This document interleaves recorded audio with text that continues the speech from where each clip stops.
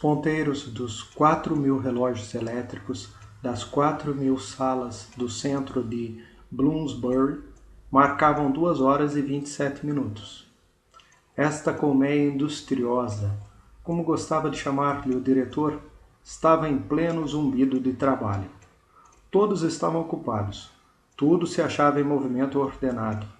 Sob os microscópios, com as longas caudas a agitar-se furiosamente, os espermatozoides insinuavam-se de cabeça nos óvulos. E estes, fecundados, dilatavam-se, segmentavam-se, ou, se eram boca-nova-esquisados, germinavam e fragmentavam-se em populações inteiras de embriões. Da sala de predestinação social, as escadas rolantes desciam ruidosas ao subsolo, e ali, na penumbra vermelha, aquecendo-se em seu colchão de peritônio, saciados de pseudo-sangue e de hormônios, os fetos cresciam. Ou, envenenados, estiolavam-se no estado de Y. Com um pequeno zumbido, um ligeiro matraquear, os porta-garrafas móveis percorriam num movimento imperceptível as semanas e todas as idades recapituladas, até o lugar em que, na sala de decantação, os bebês recém-saídos dos bocais soltavam seu primeiro vagido de horror e de espanto. Os dínamos ronronavam no andar inferior do subsolo. Os elevadores subiam e desciam rapidamente.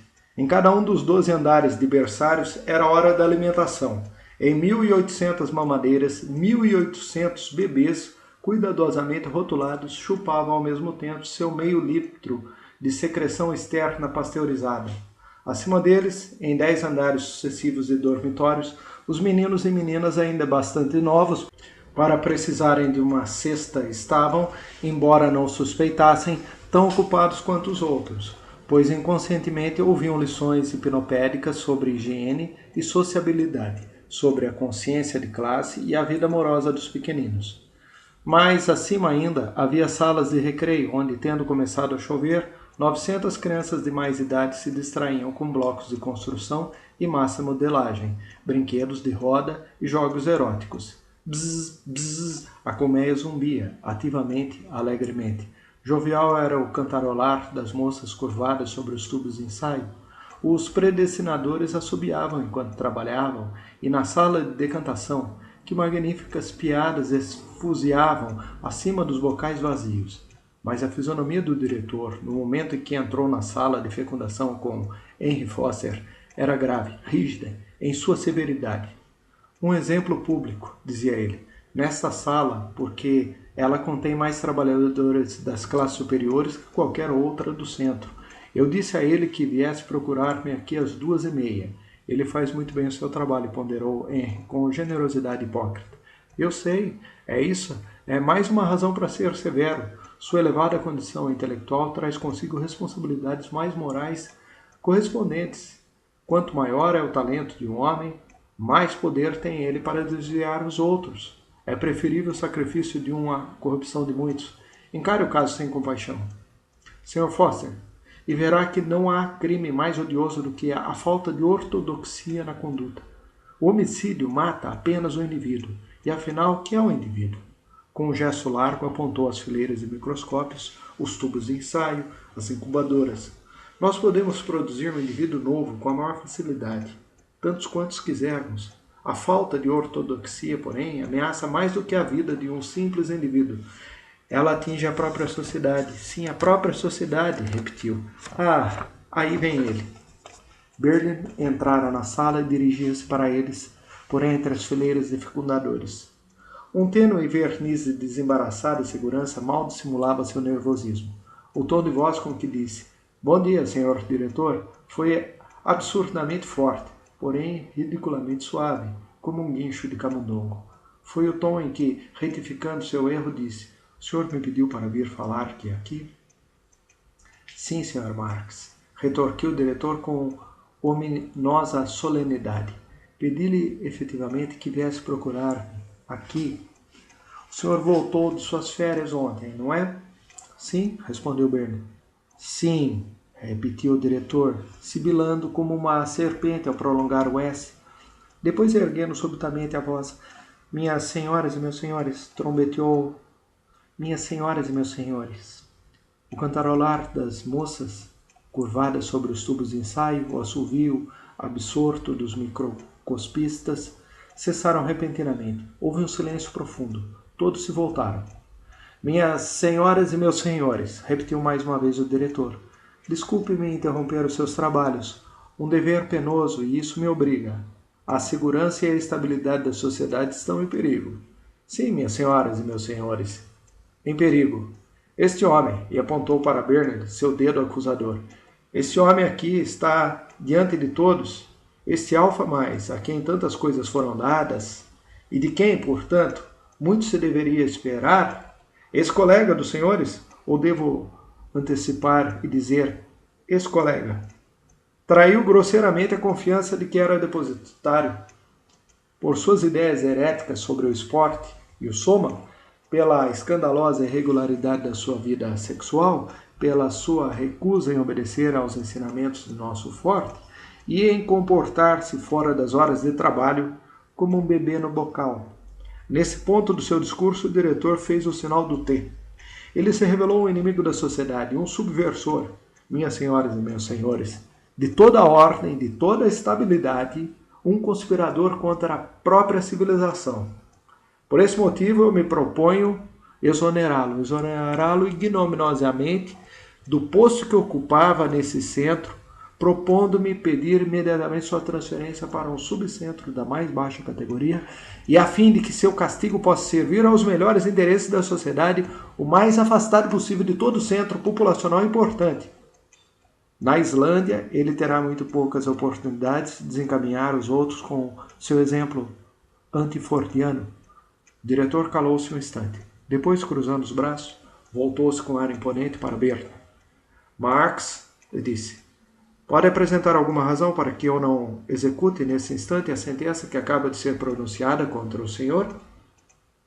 Sim, posso, respondeu Bernard, em voz muito alta. Um pouco desconcertado, mas sempre majestosamente, o diretor falou. Então, apresente. Certamente. Mas está no corredor. Um momento. Bernard dirigiu-se rapidamente para a porta e abriu-a de par em par. Entre, ordenou, e a razão entrou e apresentou-se.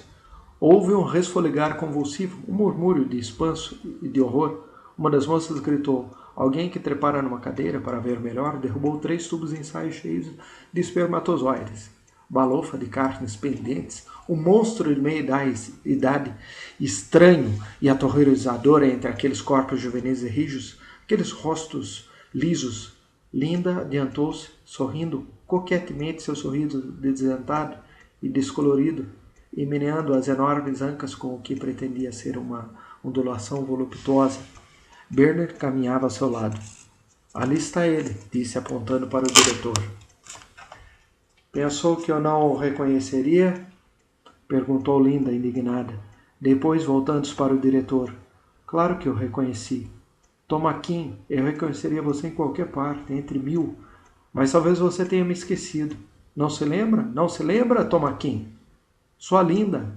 Ela ficou ali a olhá-lo, cabeça para um lado, sorrindo sempre, mas com um sorriso que, ante a expressão de nojo que imobilizara o rosto do diretor, se tornava progressivamente menos confiante, um sorriso que vacilava e acabou por extinguir-se. Você não se lembra, Tomaquim? Repetiu ela com voz trêmula. Seus olhos estavam ansiosos, angustiados. O rosto, postuloso e inchado, contorceu-se grotescamente ao assumir uma expressão de sofrimento extremo. Tomaquim. Ela estendeu-lhe os braços. Alguém deu uma risadinha espremida. O que significa? Começou o diretor. Esta monstruosa... Tomaquim! Ela arremessou-se para a frente. Arrastando sua manta, atirou-lhe os braços ao pescoço e escondeu o rosto em seu peito. As risadas explodiram em urros irreprimíveis. Essa monstruosa farsa? Vociferou o diretor. Com o rosto vermelho, procurou desvencilhar-se do abraço de Linda. Ela aferrou-se a ele desesperadamente. Mas sou eu, Linda, sou eu, Linda. Sua voz foi abafada pelos risos. Você me fez ter um bebê, gritou, dominando o tumulto.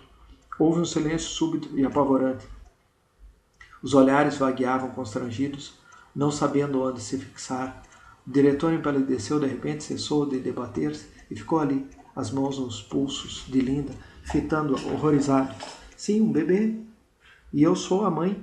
Atirou essa obscenidade como um desafio no silêncio escandalizado.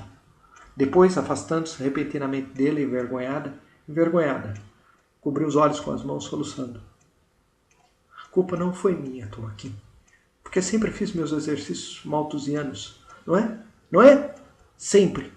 Eu não sei como. Se você soubesse como é horrível, Tomaquim. Mas ele foi um grande consolo para mim, apesar de tudo. Virando-se para a porta, chamou. John! John! Ele entrou em seguida, deteve-se um instante ao transpor a soleira da porta, lançou um olhar ao redor, depois atravessou a peça. Rápida e silenciosamente com seus mocassins, caiu de joelhos diante do diretor e disse em voz clara: Meu pai. Essa palavra, por que pai, não era uma expressão tão obscena, mas afastada dos aspectos repugnantes e imorais da gestação, era simplesmente grosseira. Era antes uma inconveniência escatológica do que pornográfica. Essa palavra comicamente indecorosa veio aliviar uma tensão que se tornara absolutamente intolerável. Estrugiram gargalhadas, enormes, quase histéricas, enrajadas sucessivas, como se não fosse acabar mais. Meu pai. E era o diretor, meu pai. Ah, Ford, Ford! Essa era verdadeiramente colossal. Os uivos e rugidos de riso renovaram-se, os rostos pareciam estar a ponto de desintegrar-se. As lágrimas corriam, outros 6 tubos de espermatozoides foram derrubados. Meu pai! Lívido de olhos desvairados, o diretor circundava o olhar numa agonia de humilhação perplexa. Meu pai! As gargalhadas que pareciam querer aplacar-se recrudesceram outra vez, mais fortes do que nunca. Ele tapou os ouvidos com as mãos e precipitou-se para fora da sala.